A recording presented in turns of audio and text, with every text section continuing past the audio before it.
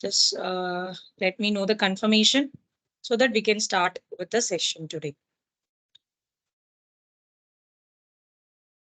Yes, okay, fine. Okay, guys. So today's topic is about a Java. Okay. So Java, so anyone aware of what is Java? What is Java programming and what are the tools we are going to use? Any idea about it?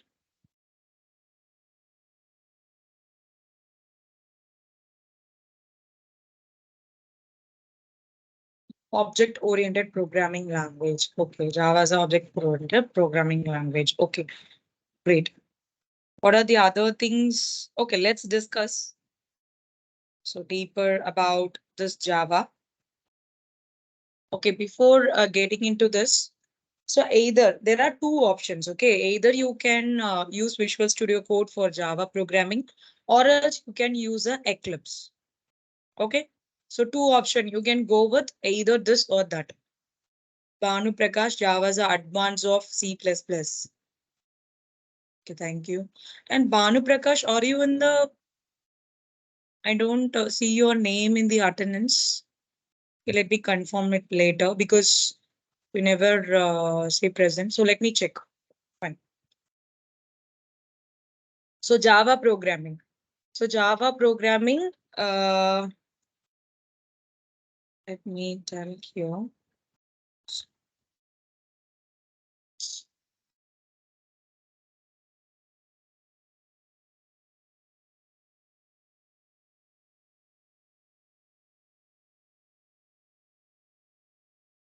Okay, either you can go with a Visual Studio Code or you can go with Eclipse. There are two options. Okay, so let me tell you both the options. So for that, first one, so we'll have basic idea about what is Java programming. Okay, so let's have an intro about what is Java is all about. Okay, so Java is a simple programming language. It is for writing and for compilation and for debugging a program. This is very easy in Java. Okay, we can easily write the code, we can debug it, and we can run the compilation. So everything we can do. And it also helps to create a reusable code. And what are the features why we are going? So first we understood what is Java. Am I right? So these are the tools which we are going to use. So let me better. I'll get into the PPT. I think I have downloaded. Let me check.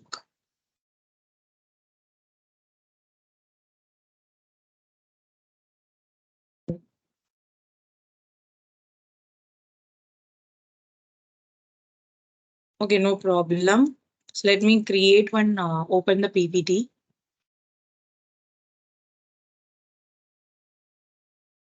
Yeah, here I have it.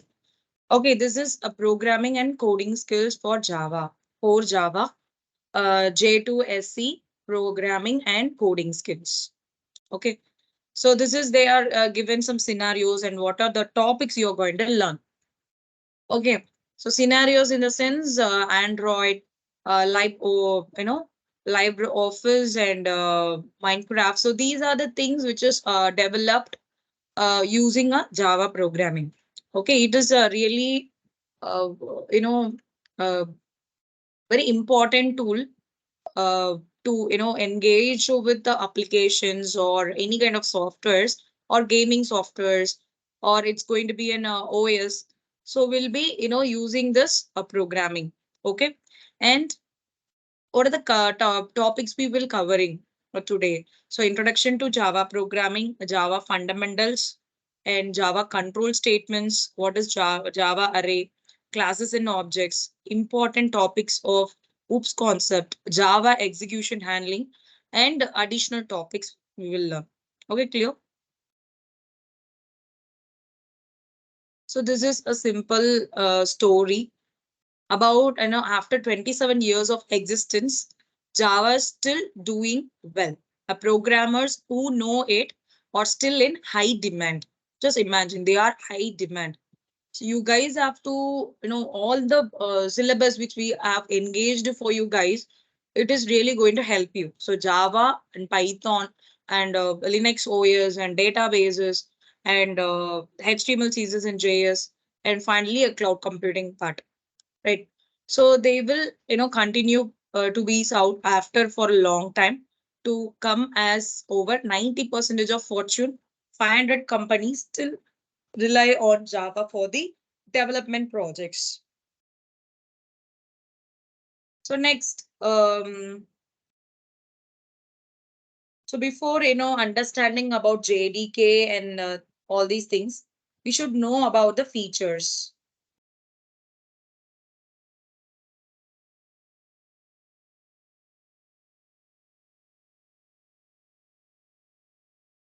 So here itself, I can create one new slide. Okay. So here I'm just including text. Okay. So first thing is we have learned what is Java. So what is Java as of now? So what is Java? So Java is nothing but it's a simple a programming language. So this kind of question they will definitely ask you in interview point of view. Okay, what is Java? But most of them fail to answer this question. Why? Because they expect some key points for this kind of answer. And next is for writing and compilation and debugging. A program is very easy. Okay. And then it helps to create a reusable code. And what are the features we have? Why we need to go for this Java? So what are the different features we have? So features, if you see,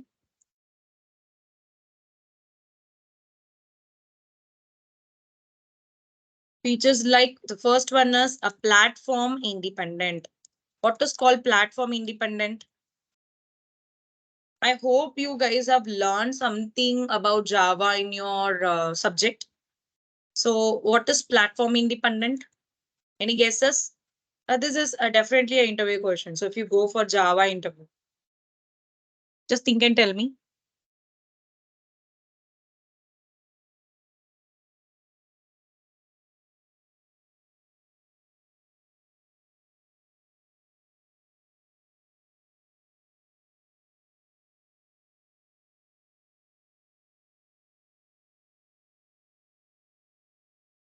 No idea.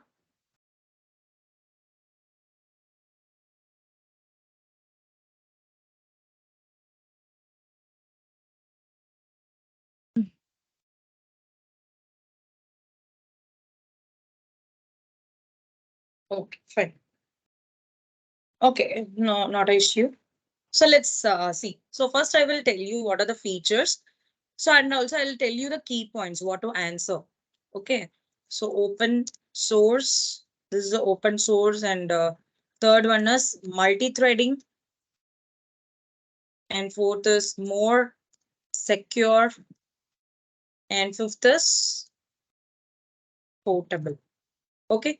So these are the different, features we have. So first we will learn about what is a platform independent. So platform independent means, so example, during the compilation of Java program, if I'm compiling a Java program, that converts that, main processes, a Java program convert into a byte code. So that will be the first step. Okay. Next, using the bytecode, we can run the application. So using this, after converting this, we can use this bytecode and we can, run the application to any platform, such as Windows or, Mac, or it's going to be a Linux, whatever. Okay. So Linux or etc. whatever the platform is going to be. So what happened in this place, Java program, it is not going to directly execute. So it will be converting into a bytecode. Then using that bytecode, we can run our application in any platform. It is if I'm designing or if I'm creating a program in my Windows, I'm trying to just take out the program and I'm trying to use it in my Mac. Still, there also it will be working fine. Okay, then what is called open source? So open source, a program in which the source code is available to the general public. So actually, yeah, a program. Okay, there's a program. So let's, in a simple way, I can tell you. So it is, that is the software which is available to the general public. Okay, for a general public, for modification. So let's see. So, and it is for a free of cost. Already I told you regarding this open source, I think. Okay. So most of the, tools or whatever, so they are, giving it for a free of cost, and that is a open source. Why? Because different developers have different idea, right? They will be suggesting some ideas and they will be involving in that. So that is the reason that product particularly is growing. Okay, so that is a main, a strategy which the companies are following. That's why they are giving a product for an open source. Okay, we can use it for our own purpose. Next is multi-threading. So what is called multi-threading? Actually, this, enables a program to perform several tasks simultaneously. You can perform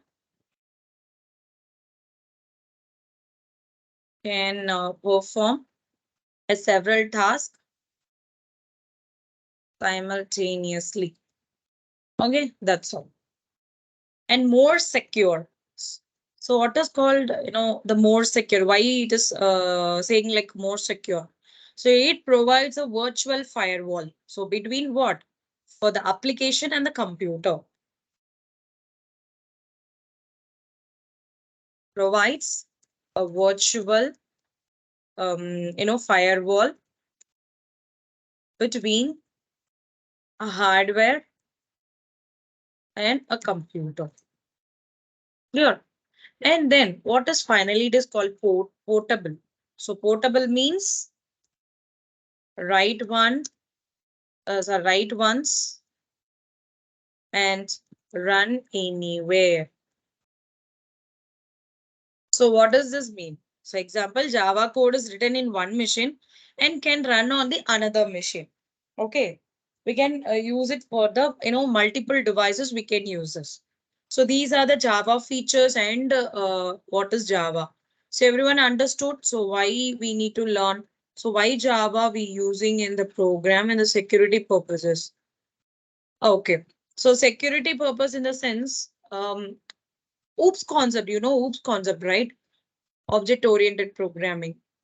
So there we have a lot of securities. Example, in the upcoming session, I'll tell you, but I'll tell you one simple thing. Okay, if I have a program and my program is running good. Let's take a banking. Okay, security means definitely we can talk about the bank. So bank, what happens? We have a lot of details over there. Okay, example, I'm just transferring some money to one of my neighbor or to my friend.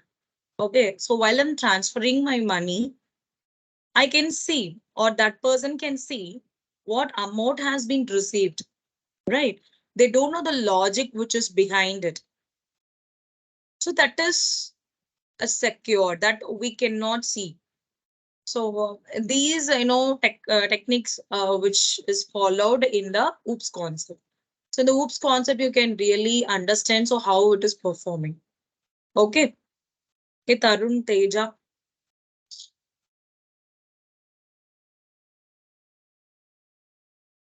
Okay, next we'll see about the topics, that is terminologies. Now we'll talk about the terminologies. Let me remove. Let me save this here.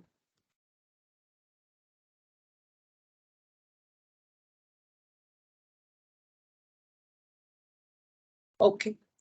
So example, what are the terminologies I want to know? Terminologies in the sense, first is what is JDK, and second is what is JRE, and third is what is JVM. Okay. So these are the, three things we need to know before we are getting into the program. So first, what is JDK? So JDK means, any idea what is called JDK? I hope you guys are not aware of Java. So let me tell you. So Java development kit. Okay. So JDK means Java development kit. So if run any applications, so we need a JDK has to be installed. If you're going to use Java program, then you definitely need this JDK. Okay. So run any application, we need a JDK have to be installed. So what are the versions we have here? JDK, there are a lot of versions we have. Okay, so it is like 1.0 to 1.9. I hope it has been changed. And mostly we'll be using a version. So version, we can use a latest version of it. Okay. So for JDK, we need to download this. That is the first statement. And next is what is called JRE. So JRE is called as a Java.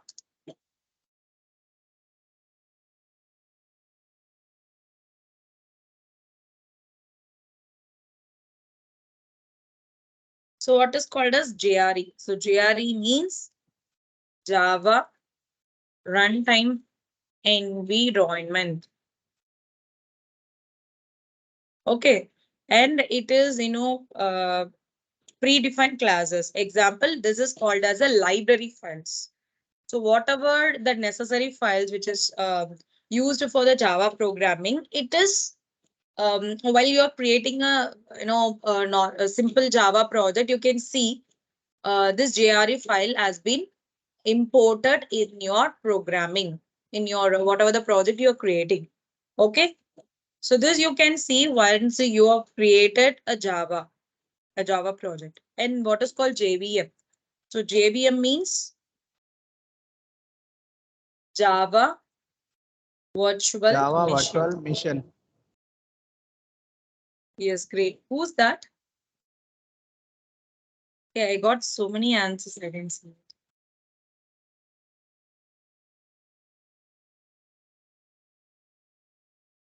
Okay.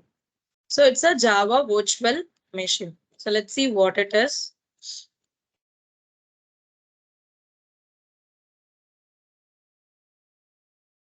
So what is Java virtual machine? Actually, this is mainly used to, it is used to allocate the memory and compiling.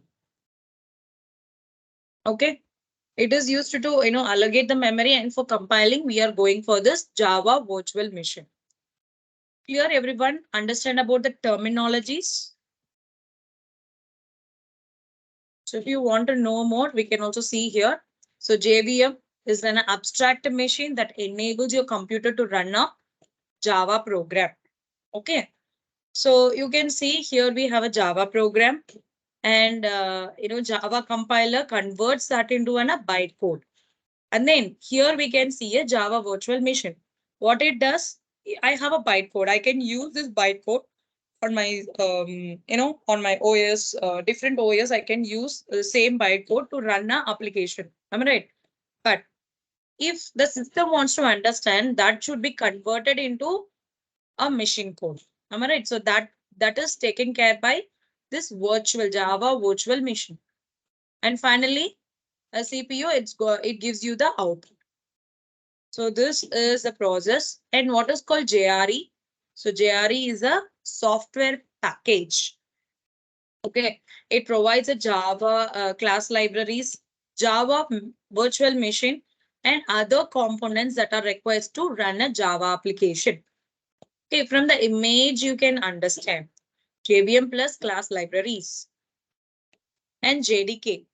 JDK is a software development kit required to develop the application in Java. So if you want to develop the application, you need to install the JDK on your PC. So JRE plus compilers plus debuggers. Okay. So this is entirely called as what? JDK. So this JRE contains what? JVM plus class libraries. Clear? So this entire thing, it is called as a JDK. So next, I already told about the tools. You can use multiple, things. Let me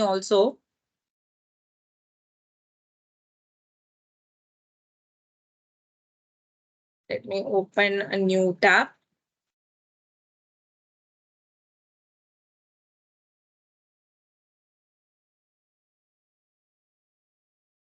So what are the tools I can use? So tools, when we talk about the tools, there are so many.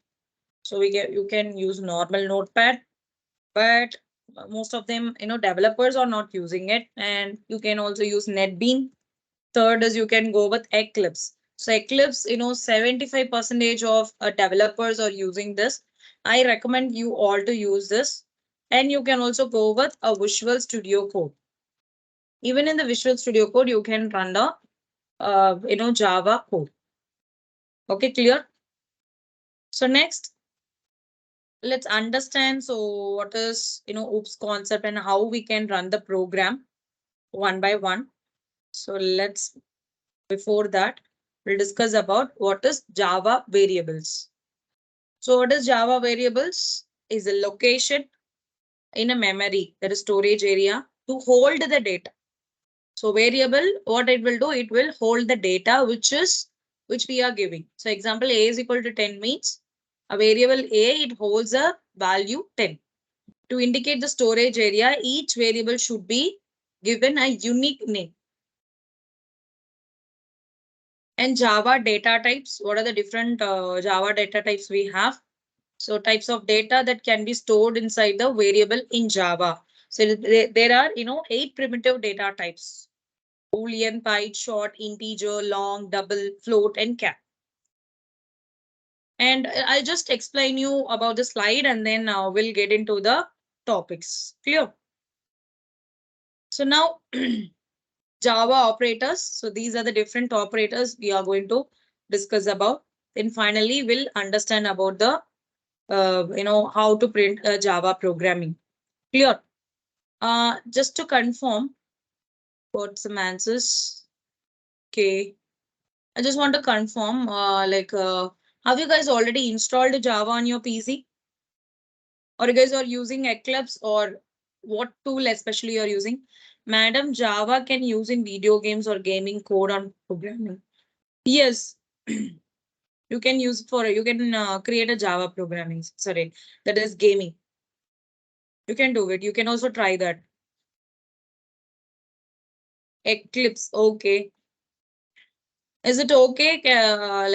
I want to proceed with the step, how to install JDK and the things. Let me also tell you if you don't know.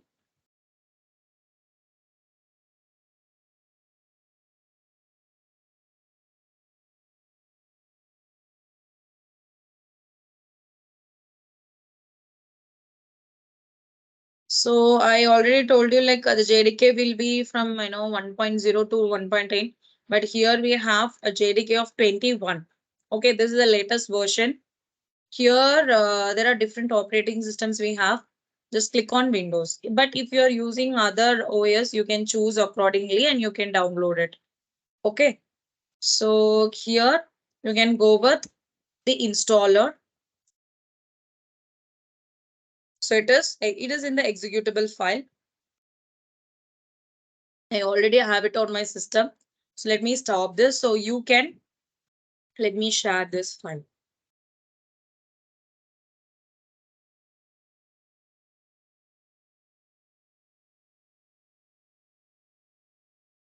Just click on this link and install on your PC. You can either go with MSI or you can install this installer or a compressed RQ. Compressed RQ is a zip file. Okay. You can go with either the executable file or MSI. So let me also share this link.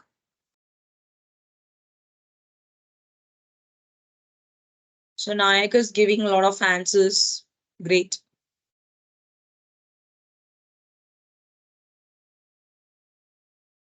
Okay, so after just double click on it, install on your PC.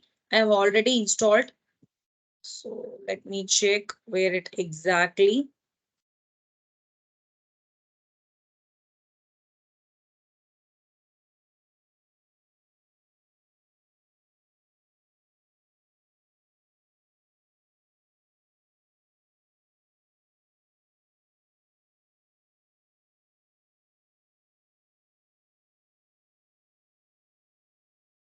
You can see like this, your JDK we can install. So actually I have a JDK of 19.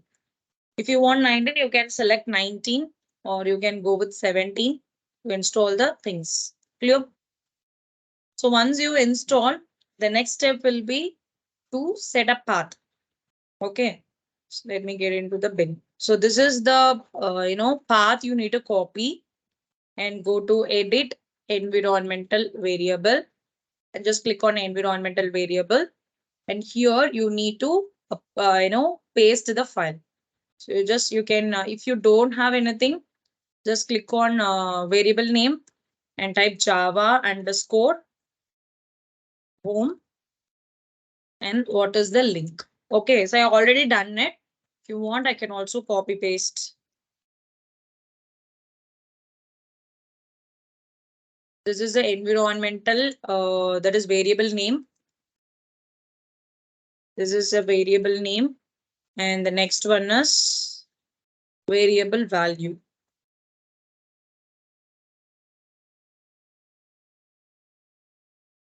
The path. Okay, you need to copy the path which you have. Actually, you guys are downloading 21, so please copy that particular path. So this is only for your reference. Okay, I'm just copying this. After do this in now, which place? Edit the environmental variable. Yeah, that's all. Once you give, and finally in the system variable also you can add this Java home. Once it is done, just close this off.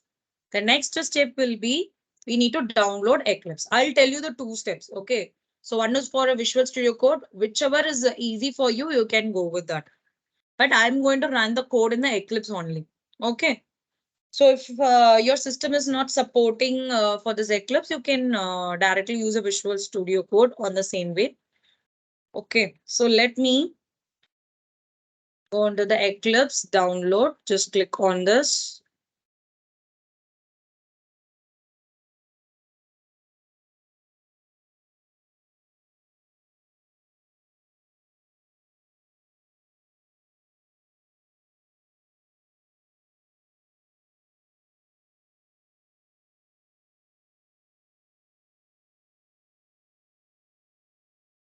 So here you can click on this desktop ID package.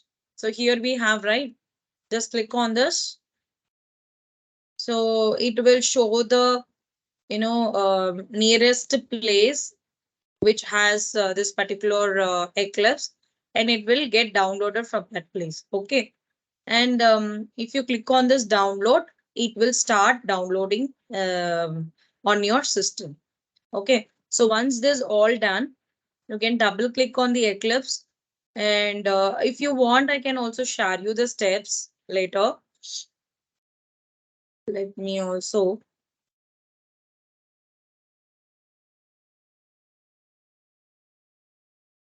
Okay, just do the steps. Okay, just download it.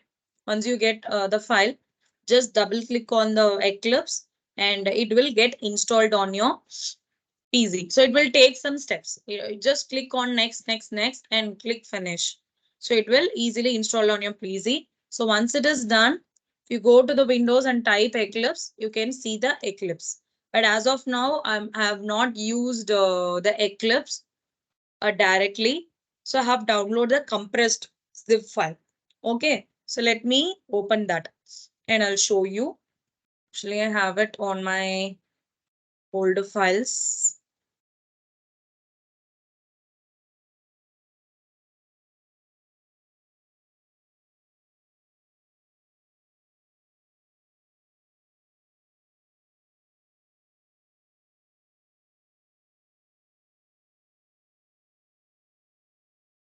So it's only 3 steps, guys. One is you need to download JDK file, and the second step is going to be, you need to set a path, and third step is you need to download the Eclipse. Clear? So let me change Java settings.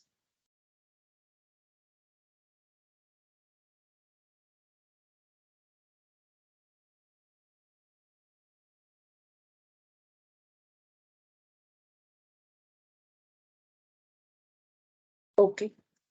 So what we can do is, this is a one step. Okay. So what is the steps? So if you are trying to install Java, that is for Eclipse. So what are the steps? So first one is you need to download JDK, and second one is you need to set a path in environmental. Okay, environmental settings, and then third one is you need to download Eclipse. Clear? So this is a step. So if you guys are trying to use it in the Visual Studio Code, then what is the step is? This is for Eclipse. Okay. Then we are going to see about Visual Studio Code. How we can do that.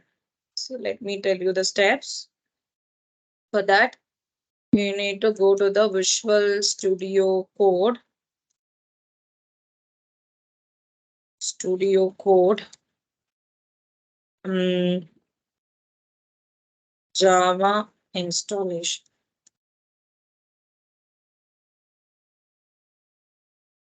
So here is the link. I'm going to share this link with you. Let me also put it here. Okay, this is the first step. You need to download this on your PC.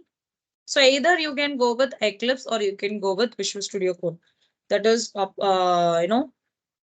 you have a idea. So just think upon that and you can download accordingly.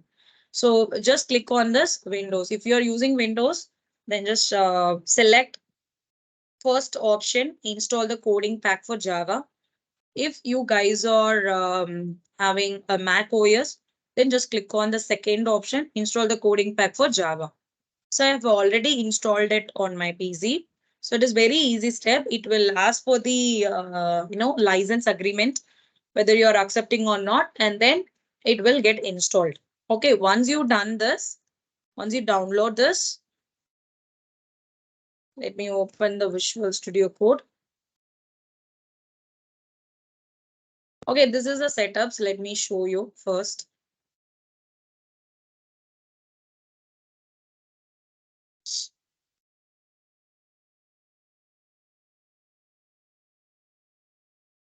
Okay, so what is the second step is example. Once you've done this, go to the file and preference. And before that, you need to, go to this option extension and type Java extension pack. Okay, so this is the thing you need to download. Okay, the extension pack, so which is available here, extension pack for Java.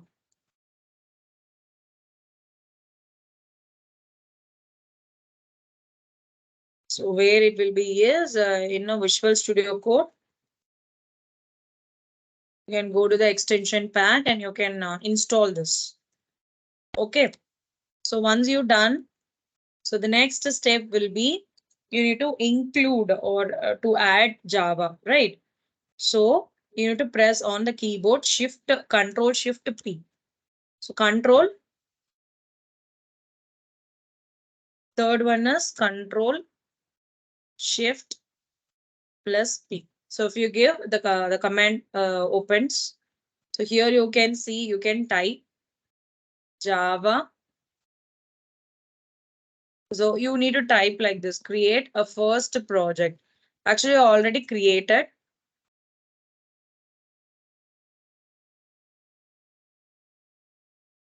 So here you will be getting some arrow marks. So then you need to copy this. Here you can see to create a Java project. Okay, this is the third step. Or that is fourth step. You need to type this one, Java create a project.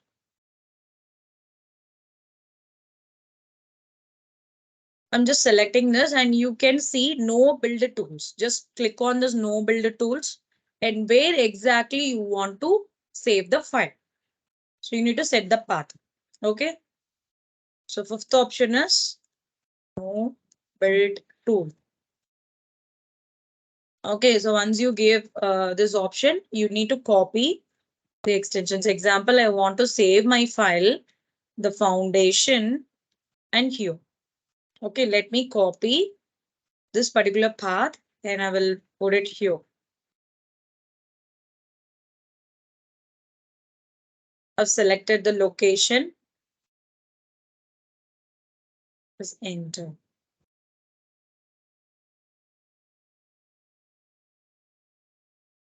Okay.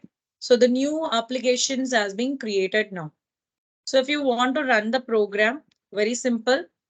Just you go here and click run a Java program. So it is running a Java program. The output is hello world. Clear everyone? So I'll tell you the programming steps. So these are the steps you will be following to install Java either on Visual Studio Code or you can go with the Eclipse. Is it everyone is clear with the steps? You can choose any one of this option. Can I get some response? If you have any doubts also, you can just ask me. If you face any error, whatever.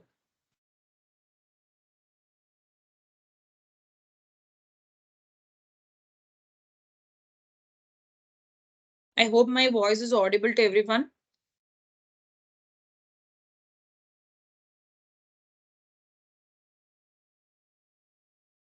Yes, Vinay, I think you are raising your hand. Are you facing an issue? Yes, Hepzibah is answering. Thank you, Hepzibah. After a long time, you are just replying.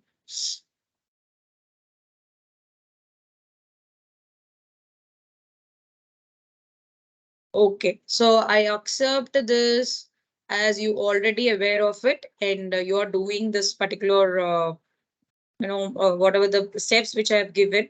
If you are facing or if you have any trouble, you can always connect with me. Okay, so now we will get into the program. So first we'll see the access modifiers. So what is called access modifiers? So want to do it in the Eclipse. Let me create one folder that is Java project. So while you are here, you will have a two options. Okay, one is called as Java EE, that is Enterprises Edition, and the another one is normal Java. So I'm using normal Java. So just go to the file, new and Java project, and I'm giving a project name. Okay, let's say I'm giving um, Rayalaseema Foundation ESP 3.0 or 3.3. Okay. So once it is done, it is showing like Java SC 17. So I don't have a 19, so I'm just choosing a 17. And that's all. So here, this JRE has been selected and a project layout. So create a separate folder for sources and classes file and create the module info. I don't want this. Let me uncheck this one and click on next.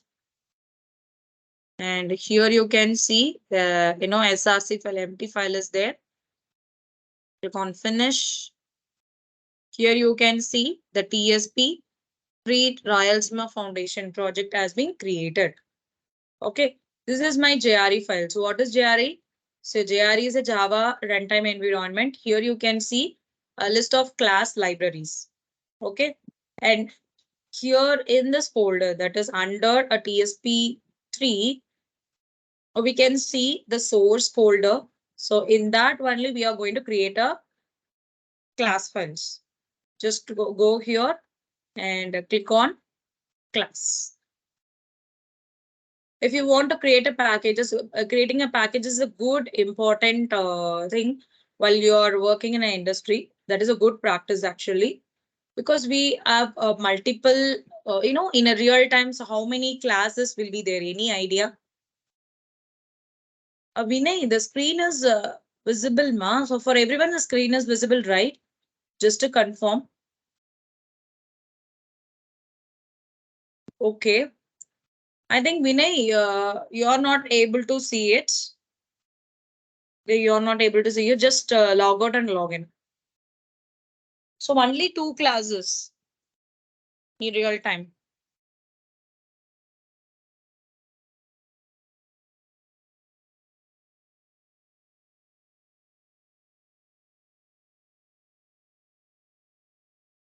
Okay.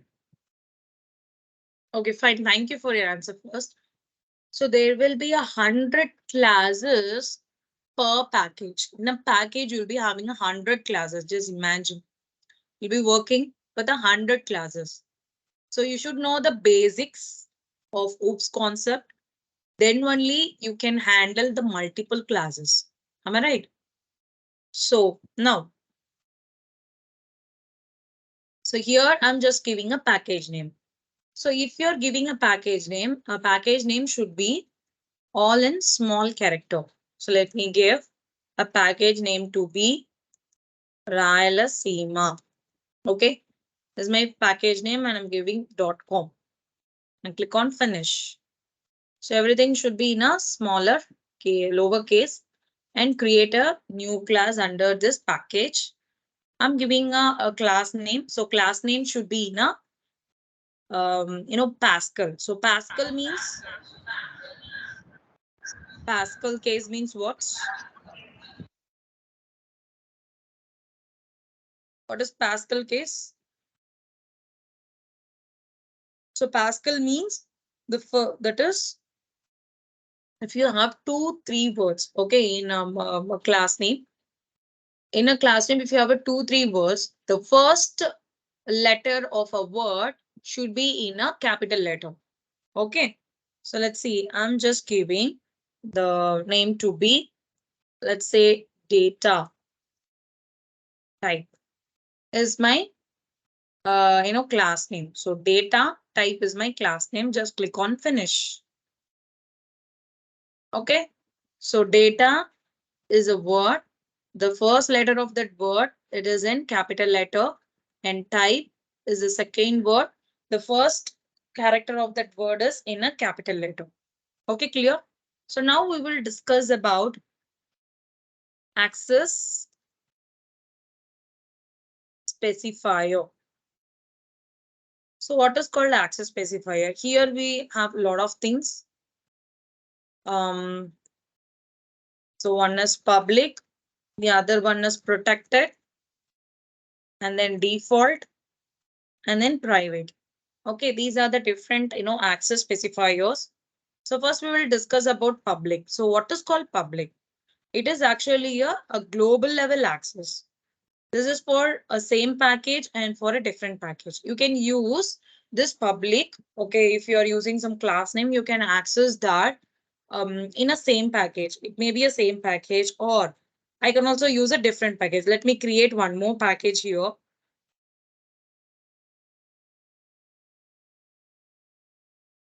Yes.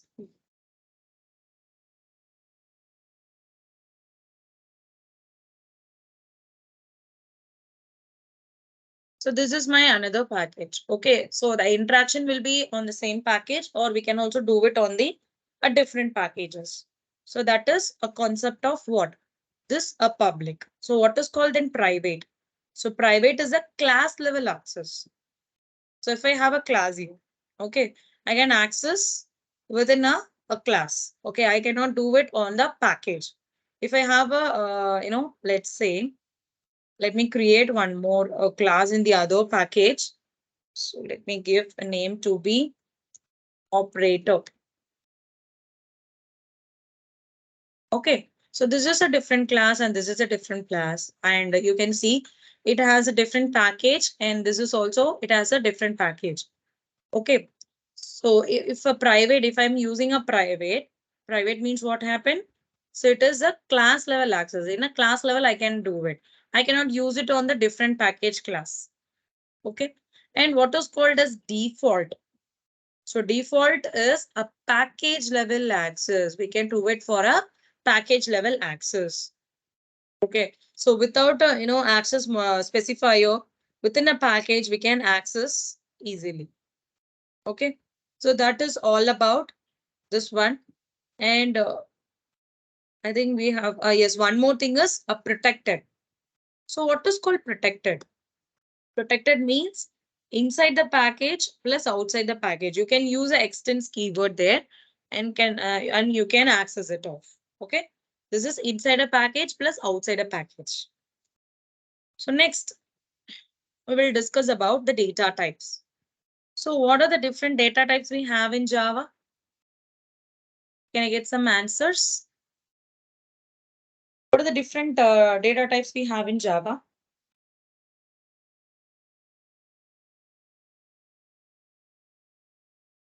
Okay, int, character, and float. Okay, great. Mahabub Basha. So what are the, okay. So data types, how that, get varied. So how that get varied. So I have an integer, character, float, and boolean. So how we can identify they are a different data type. So using a data and also the size of that particular data type. So let's see that. So first we will see about there's a byte. So what is to find if you want to find the range of a data type, the formula is minus 2 to the power of n minus 1 to 2 to the power of n minus 1 minus 1. So this is a formula which we are going to follow for the to find the ranges. Okay, let's first we will talk about the byte. So for byte, 1 byte is equal to, we all everyone have a idea. So it's going to be the 8 bits, right? So 8-bit means we can apply this 8-bit here. So n means 8-bit. So 8-bit means what will be the calculation? So minus 2 to the power of, so n minus 1 is nothing but 7. Am I right? 2. So plus of 2 to the power of 7 minus 1, and then total of minus 1. Okay, total of minus 1. So this is power is totally 128. And if you minus this, it will, it is going to be 127. This is a byte range of what? Byte.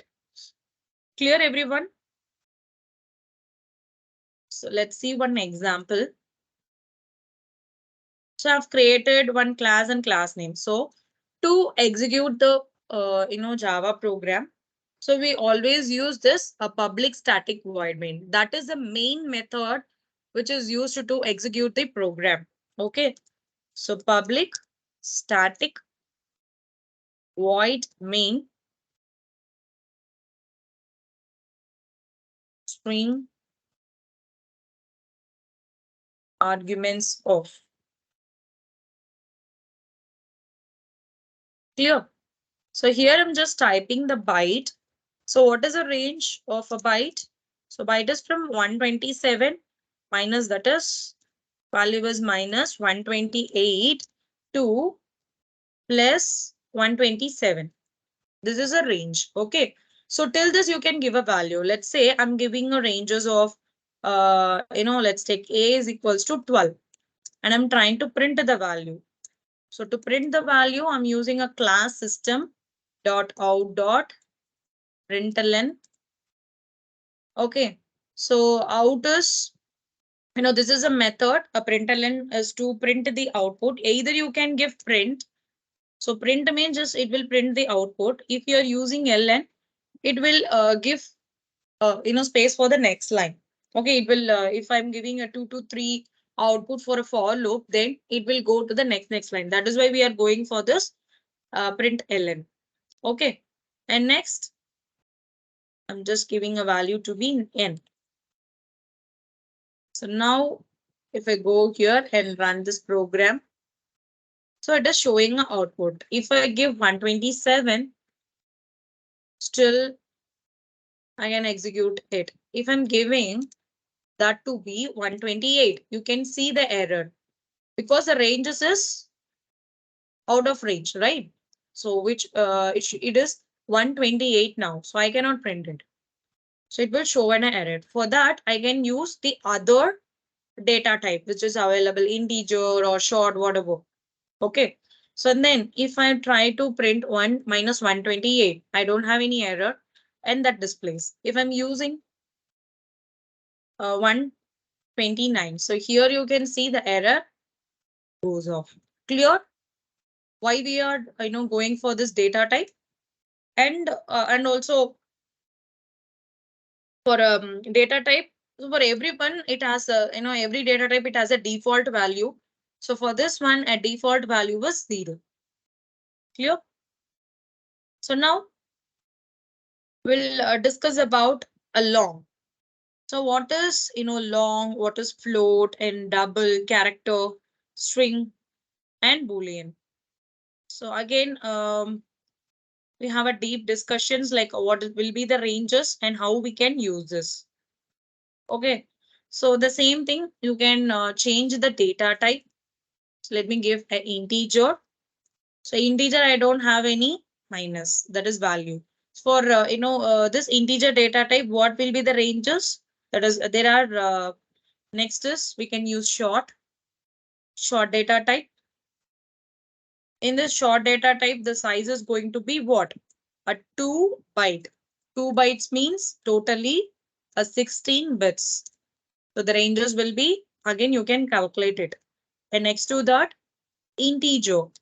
So what is integer? This has a 4 bytes. So definitely they will be asking the byte values for, the byte it is 1 byte, short is 2 byte and integer it is going to be 4 byte. And what about the long? So long is 8 byte.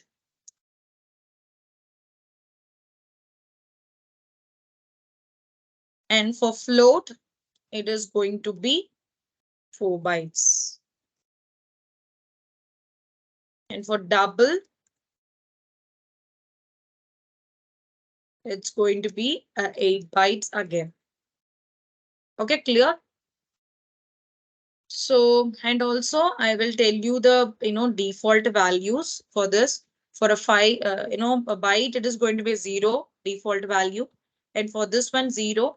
And for this also 0. And for long, it is going to be 0. But a float is a decimal value. That is point will be there, right? So it is 0 0.0. And here this is going to be 0 0.0. When we discuss about the Boolean, so Boolean is what? So it is a default is false. And character doesn't have any default value. For string, a default value was null. Clear, everyone? Any questions as of now?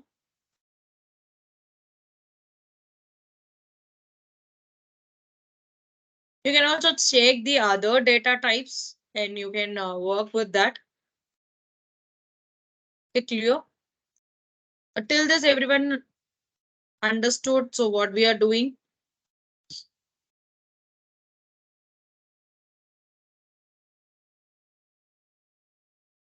Yes or no? Just say thumbs up or you're confused.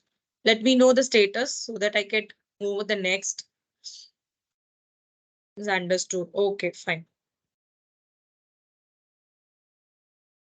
Okay. So now we can go with the next example that is for a short data type. So short data types, we know the ranges. So we'll be using that particular ranges here. Okay. So let me give a short here. So short ranges from what? So it ranges from the value of, let me give the value here.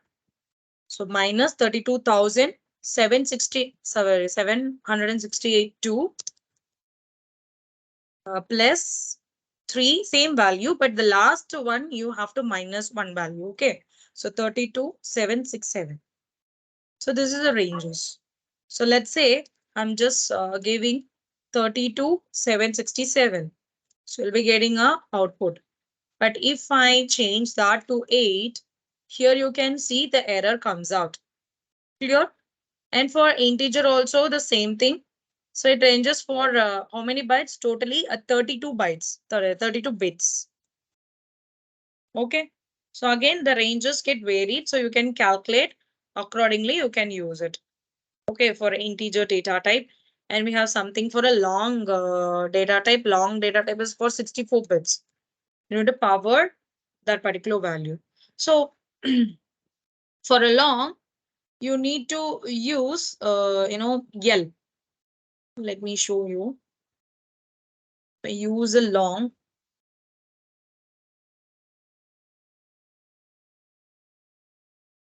Okay, I'm just giving some point or the values. Example, let me give 403322 and okay, and let me use it. For this one, long alone, you need to add the last a character. After the value, you need to add one character that is a capital N. Okay, then only you can see the output of it. And double type. So double type is a 64-bit floating point. Am I right? So this is a 32-bit floating point. So here you can use a precise value. So let me give a simple example, double a variable, and then let me change this to 42.3.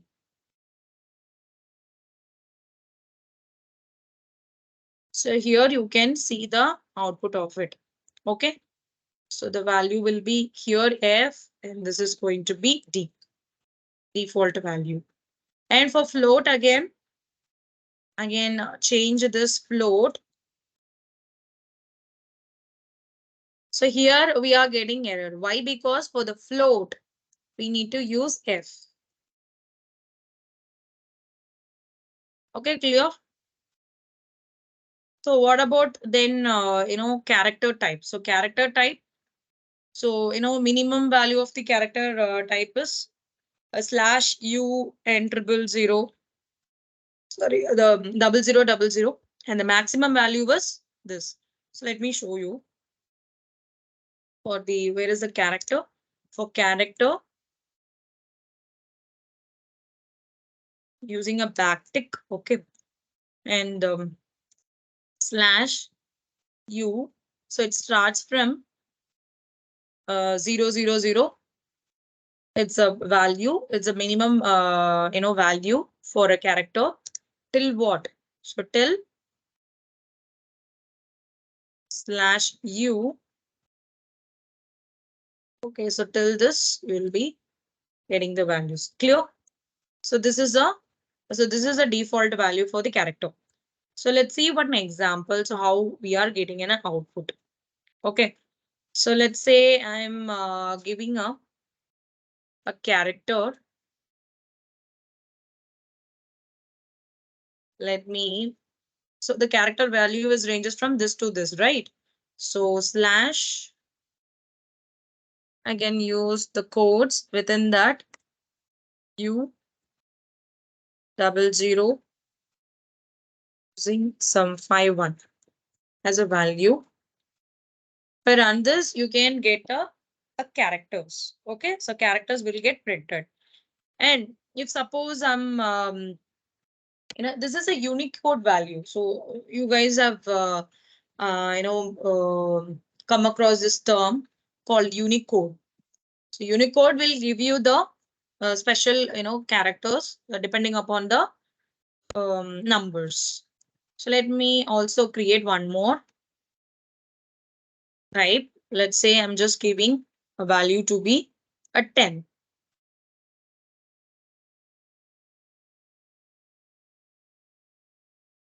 Okay, let me give as a 9. And the next, I'm just printing the value. And next to this, again, I'm just copying.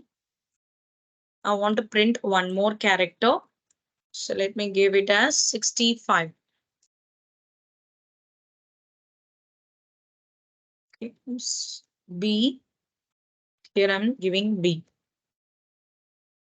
So why this invalid character constant?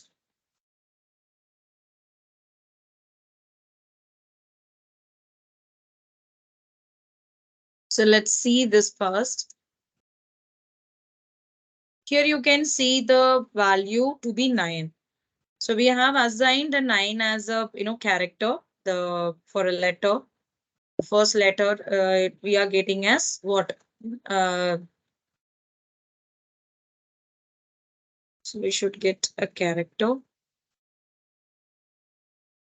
So the 9 is printing. So if I'm trying to print a 95, so 65, then you will be getting a values. Okay. So if you are exceeding more values, if you are giving within a code, so let me give some 4. It will show this one. If I'm trying to give a 10,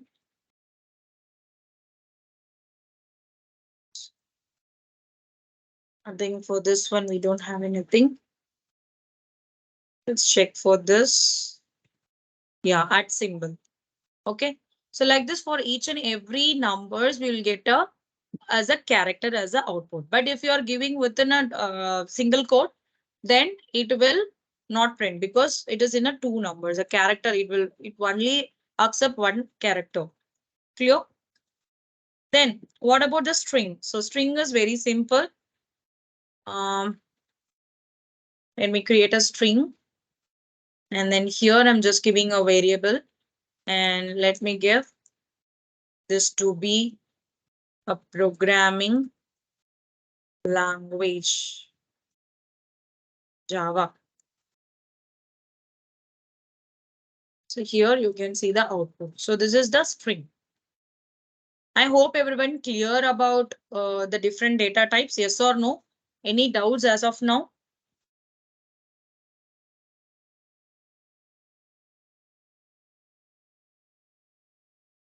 Okay, let's move on to the next topic that is called operator.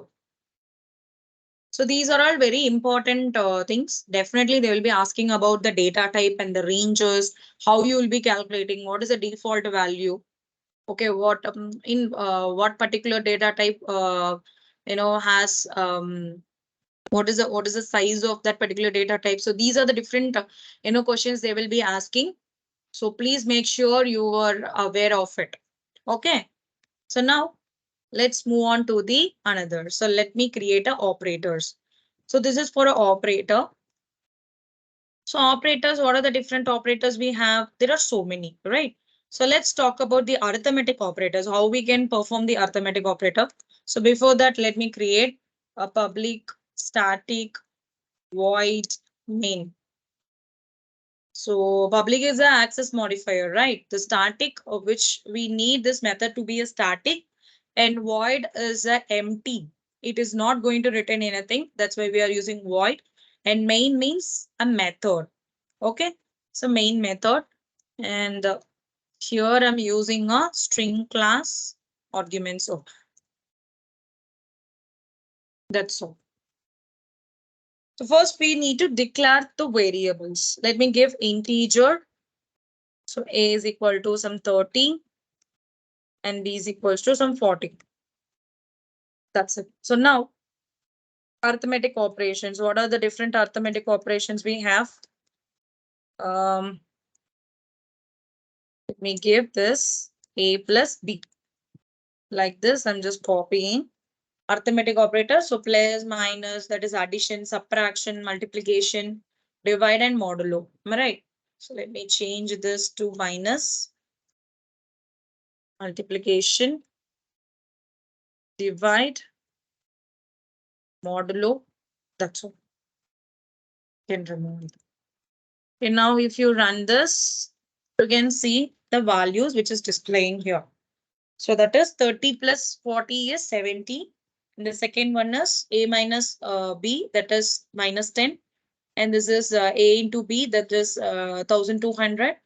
And divide, if you divide this, you will be getting the point value. So 0 and 30. This is a reminder. Okay. So reminder is 0 and this is a balance value. Quotient. Okay. So this is an example for the arithmetic operator. So when we were discussing about the assignment operator, so what are the different assignment operators we have? So let's discuss that. So let's take this. I'm just going to assign the variable. So let me take this to be b alone. Okay, I have a two variables. So one is having a value and the other one is I don't have any value. Okay, I'm going to assign the value for this. How? Means that is b is equals to a. What is b is equals to a? So b variable is empty. So I'm assigning that to be a. Now, println of, I want to print this b. So what will be the value? It is showing a 30, right? If I'm using a equals to plus. So what it means? It means if example b plus equals to a. So the value, this will be considered as what? B is equals to b plus a. Okay. And I'm trying to print this value. This is for assignment operator. Okay. So let me execute this. Here you can see it is 60. Why? So B value is what? 30 plus A is 30. So totally we are getting a value to be a 60. If I'm using the asterisk instead of plus,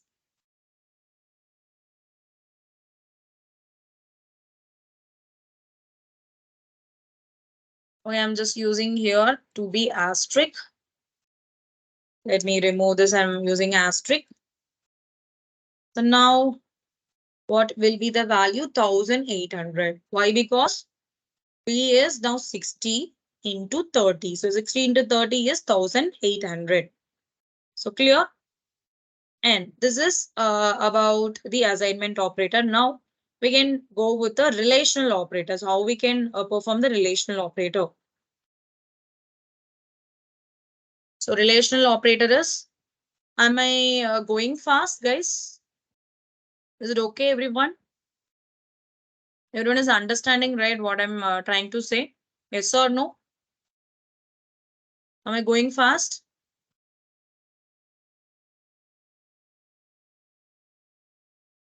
I hope everyone is in the session.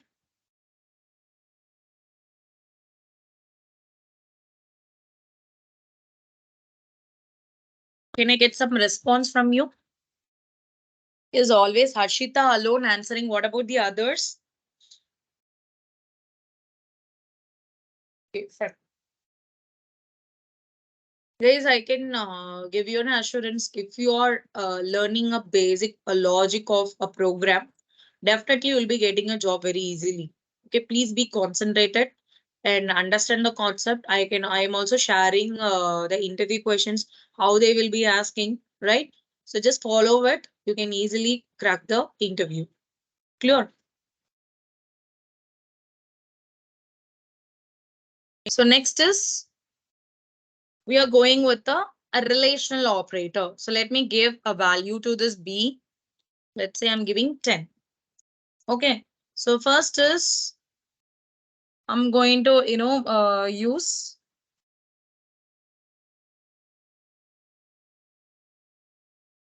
equals to operator. So what is equals to operator? Let me print this system dot out dot println. So here I'm just, so what will be the value for, I'm sorry, I didn't give a value for this B. So what will be the value for this one? I just want answer from you so that I can understand so how you guys are understanding the program. So what is A equals to B? What will be the output? It is going to be a number or it is going to be a Boolean value, whether it is going to true or false or a string, whatever.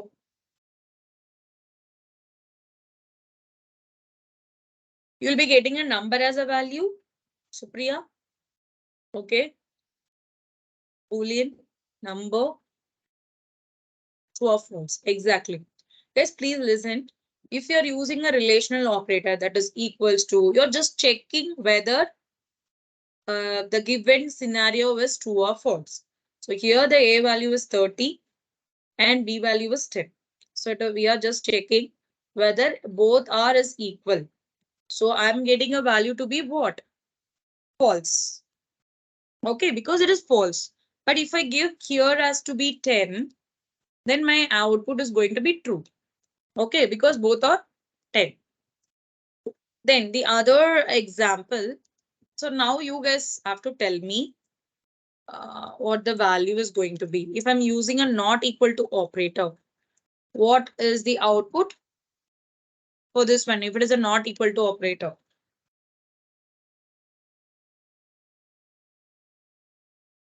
True. Am I right? Good. So it is going to be true. First one will be false and the second one will be a true. If I'm using, so let me using a greater than symbol. So now can you tell me what is the answer? I'll give you different scenarios. From this, you need to tell me the answers. Okay.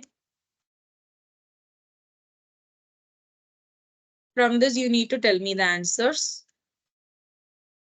I copy this.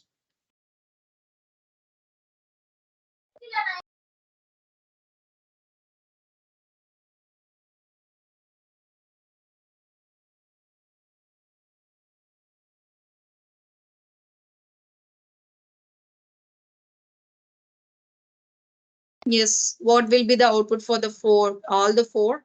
Just give me answer for all the four.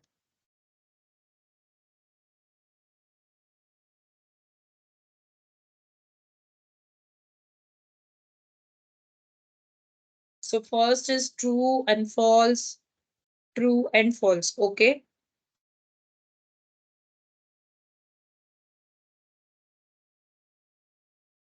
Okay, great. Upendra. Right. So you are right. Okay, let's check the output. So what you have told, like true, false, right? So that is the ends. Great. So and then something called as a logical operator. So what is called logical operator? So let me, I don't want this variable now. And directly I can give a value. Okay. System dot out dot println. If the situation is example, in a previous example, I have only two values. I can easily check the two values using a relational operator. But if the scenario is if I'm having a multiple conditions or multiple values, if I have the values from A to E, then what happens? I need to check all the values, right? So for that, we are using some operators that is called as a logical operator. So let's see. I'm just giving the value to be 7 is greater than 4. Okay. And I'm using ampersand. So this you already know, I think. I have asked you in the JavaScript. So let's see. It's greater than 4.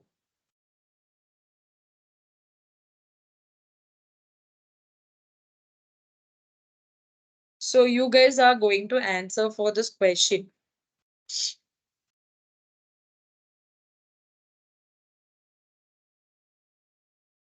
So this is called as a ampersand. So ampersand is a and operator. So I'll tell you the condition, okay? So in the condition is both the condition should be true. So then only what happens? We'll be getting a value to be true.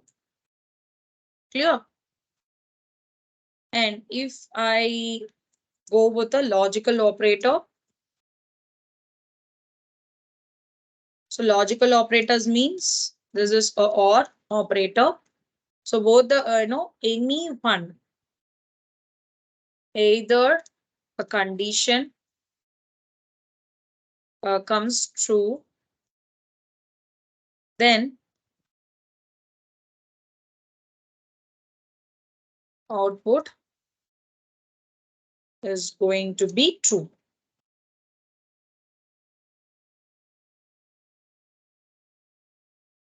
So here let me give the condition. So let's take the previous condition.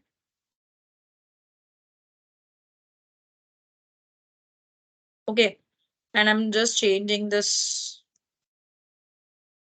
operator. So operator is here. We are using OR operator.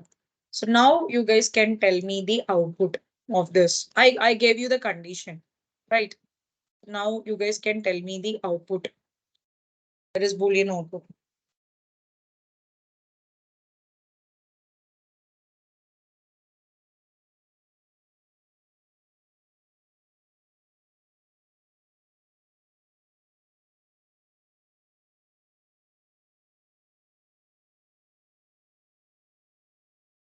So Pendra, she gave the answer. Gave the answer, sorry.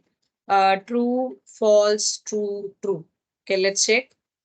So 4, that is 7 is greater than, and this is greater than. Yes, this is going to be what?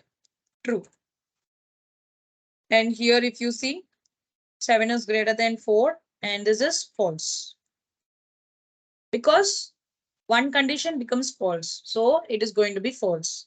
And here this is a OR operator. So both will be what?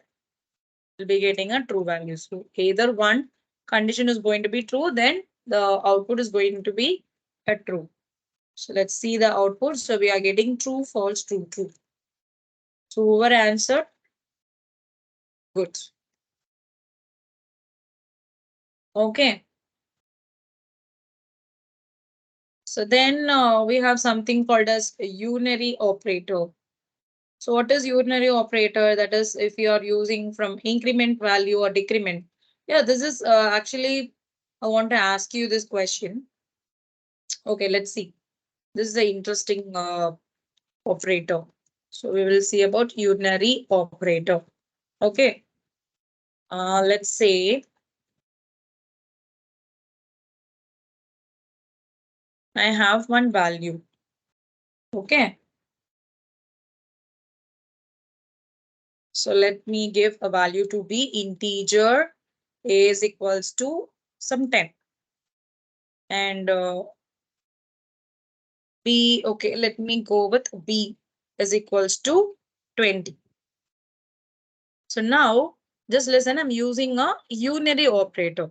Okay, unary operator means we can use for increment or we can use it for a decrement. Okay, so operand will be one, and you will be using a multiple operators. That is multiple operators means the same plus plus or minus minus. So now you guys can tell me if I'm using plus plus a. So you have to answer me. Okay, so just think and tell me the output.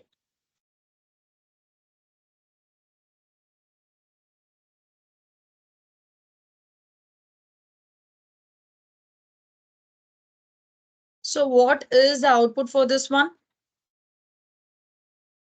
What will be the value? Supriya, she gave me the answer as 11. So for this is called as a post Sorry, this is called as a pre-increment. This is called as a post increment. Am I right? Let me 1 minute. I'm sorry, I should not do this. I want answer for this one.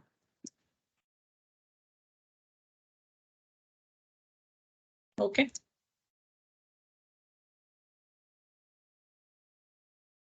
So please tell the answer for this one. Um, okay. What is the answer for this one? A plus plus A and plus plus A. So A plus plus means it is going to increment after the variable. Okay, after the declaration or the block statement is going to complete, then your output is going to display. Okay, clear? So now the value will be what? It is going to be the same 10. If I go here, so in this place, the value becomes 11. And here, this will get incremented to 12.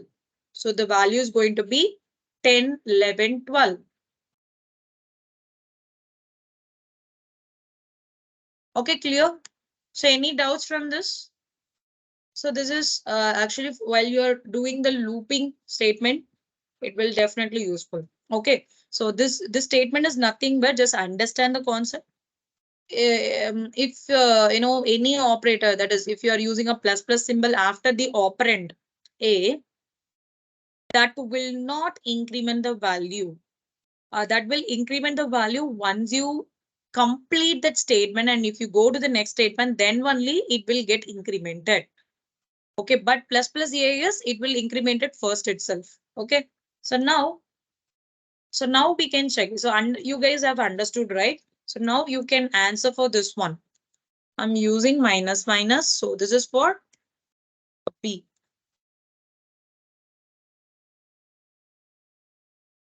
Let me remove this.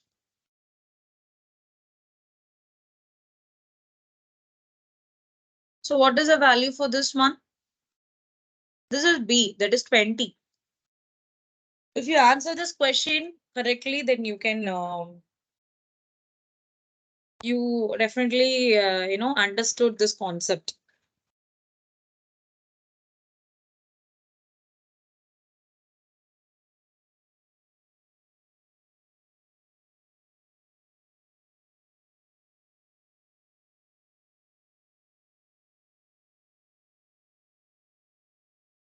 Okay, Vishnu has given the answer. So first is 20. Just, oh, I'm sorry. This is minus ma. I'm sorry. So first one is 20. And then it will get incremented 19. And then it get decremented 19. Yes, this answer is good. Correct. Jarusha Rose. Sorry, 1 minute. Okay, the first value is going to be what? It is not going to decrement, so 20. The second value was, the second step, it is get decremented, so 19. And the third step is, so I have a value of 19 now, so it is decremented because it is a pre-increment, sorry, pre-decrement, right? So it is going to be 18. So who answered this correctly? So yes, Kaja Moidin was answered correctly, good. So I've given plus, that's why you guys got confused. Okay, fine, great. Okay, everyone understood about the different operators. And last one operator, it is called as a ternary operator. So let's see about ternary operator. For example, let me give a variable a is equals to some value. Let's say I'm giving, I'm going to check whether the given data, it is going to be a leap year or not. Okay, just giving a 29 as a value, and the output is going to be a string. Okay, so that's why here I'm giving a data type to be string. Clear? So the next is ternary operator. So I want this to be printed. So I'm taking this variable is equals to. So I'm just, what is the condition? Just we need to write it. Okay. So A equals to yes.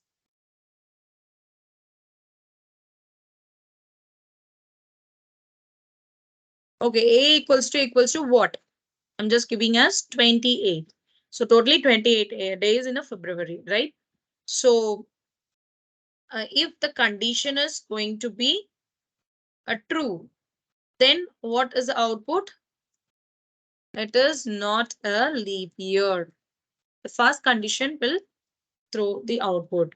But if it is going to be true, sorry, A equals to 28. That is 29 is equal to 28 is totally wrong, right? So the output is going to be a leap year. So here you will be using a question mark and the condition and the first expression and the second expression, that is statement output. Okay. So that's all. Finally, you can print the value system dot out dot println and you can give the value. Sorry. Result. That's all. So it is going to be what? Leap year. Clear? If I give this to be a 28, then this is not a leap year. Clear? I hope everyone understood this concept. Any doubts, guys? Main method shortcut is main control plus space bar enter. Yes. Yes, guys, we can use this, shortcuts. So we can use this control escape bar to enter this, system out.println. You can go with that. Okay. Or you can, but typing is a little bit take time. So you can go with that. Thank you, Meghaboob Basha. Okay. Next is a basic input and output. So next we are discussing about basic input and output.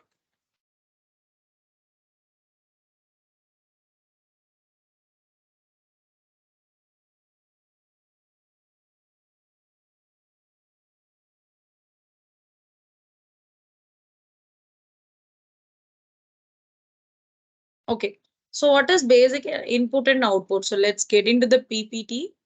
We'll just discuss and then we'll come back.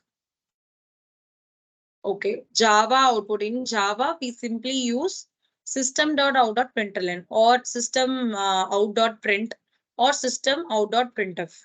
Okay. There are some different output. We can send the output to the standard output string. So we have three things here. So system is nothing but it's a class. Okay, and out is nothing but it's a public static field. That is why we are using this. So it accepts the output data. Okay, that is why we are using this. So this is nothing but it's a public static field. It accepts the output data. Okay, and next println, I already told you what is the difference. Printf, here we are not using this. Okay, so mostly this has been, it is for file thing. We can go with this. And Java input. If I'm getting a input value from the user, then what are the things I need to include? So Java provides a different way to get input from the user. One of them is by using a object of scanner class. First, we need to import the scanner class, that is the scanner package called java.util.scanner package. Okay, then we need to create an object of a scanner class. And finally, we can use the object to take an input from the user. Clear?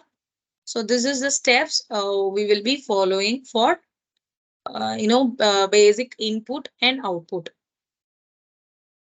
So and then this is just a definition. So let's see the definition and then we'll move on to the next thing. Okay. So Java expressions and statements and blocks. So Java expression is consists of variables, an operator, literals and method classes, or the method calls. Java statement is a complete unit of execution, which you are going to execute. Okay, this Java expression is just a expression example. I'm giving a is equal to 10, or the whatever the values we are giving, the operators we are using. So that is going to be an expression. Statement is the statement which we are trying to compile, or we are trying to execute the statement, that is called as a Java statement. An expression statement. So we can convert an expression into a statement by terminating the expression with a. And declaration statement. So declaration statement are used for declaring the variables. And Java blocks is group of statement that is enclosed in a curly braces. A block may not have any state. Sometimes blocks may not have a statement.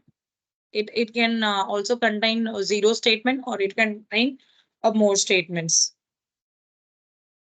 And Java comments, as of now, I'm using a Java comments, right? So this is not going to display it on a output. Sorry, only for the developer end, we are using this comments. Single comment, you can see the comment or a portion of a program that are completely ignored by a Java compiler. They are mainly used to help the programmer to understand the code. Okay, that is the only reason we are using this command. And a single line command starts and ends in a same line. To write a single line command, we can use a double slash symbol, multi-line command. So when we want to write a commands in a multiple line, we can use a multiple line command. Okay, so this is the one you can use. Clear, everyone? So we have completed operator, data types, variable, and what are the basics of it. Okay, so tomorrow we can go with the loop statements, conditions, break, and array concept, and we'll jump into the oops concept. Clear as of now? Any doubts?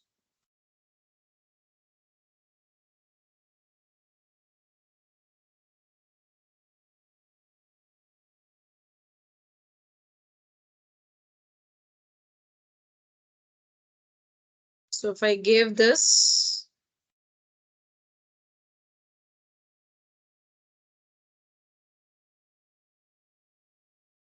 yeah. So if I give syso, and if you just press Control plus Escape, you can get this particular statement. Okay. So to print the value, just type S syso and Control Escape.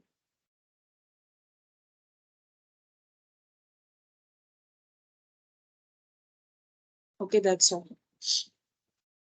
So the next we have time, I think. So we'll just complete one simple example on this. To print the, already we know about the print the element, right? So print means it prints a string inside the codes. Okay. So let me see the let me show you that example. I'm giving a value to be a, that is 10. And also let me add b is equal to 11 and c is equals to 12. Okay. And here I'm giving a value to be what? 10. Sorry, the a value, and syso control space. Okay. So here I'm giving a value to be p. And then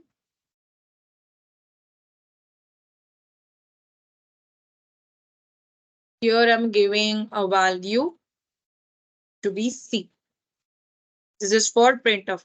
Printf, it provides, string formatting. So it's similar to how we are using in the C++ programming. Okay, so we can skip that. We don't want to use it here. Okay, just remove this. So if you run this code, you can see the 10 and 11 is here. But if I use this println again for the C variable, so it is in the next line. right?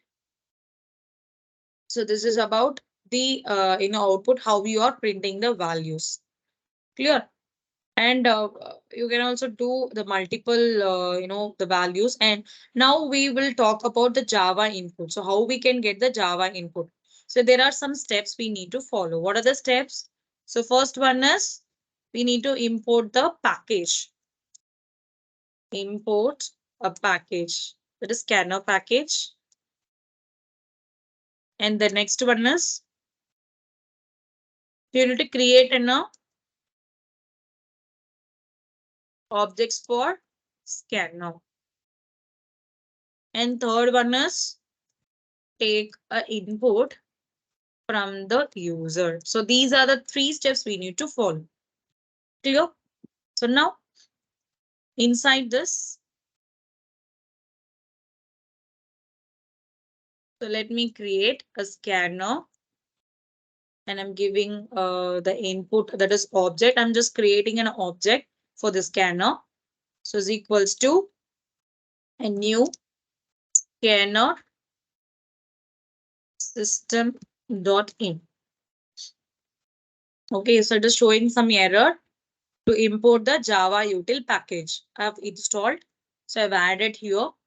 And so here the first step is done. Import the scanner package. And the second one is create an object for the scanner. So I've created an object for the scanner.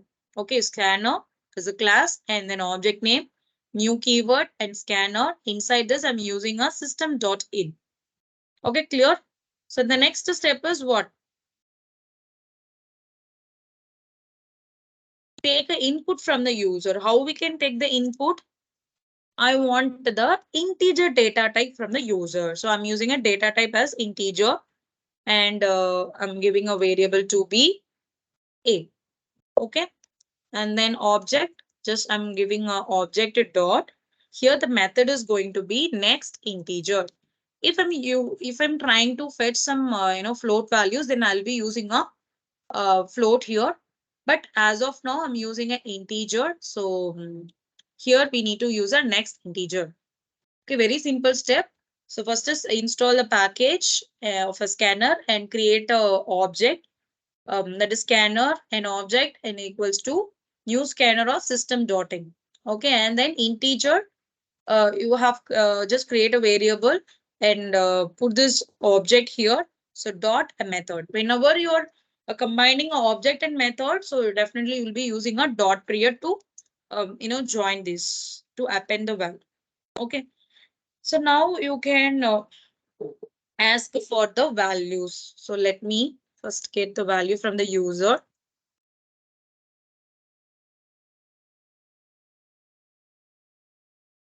So here I'm just giving enter your age. Okay, so this is the value I'm just giving.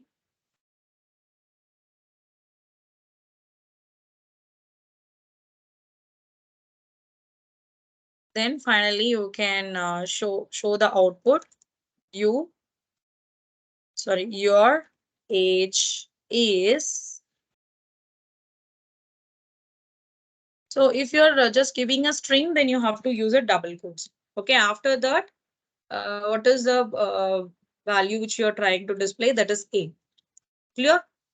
So that's all. Let's run this. It is asking for the age. So let me give a 20. So your age is 20. That's very simple. Clear? This is how you'll be getting a input from the user. I hope everyone is clear with till this. Yes or no? Any doubts?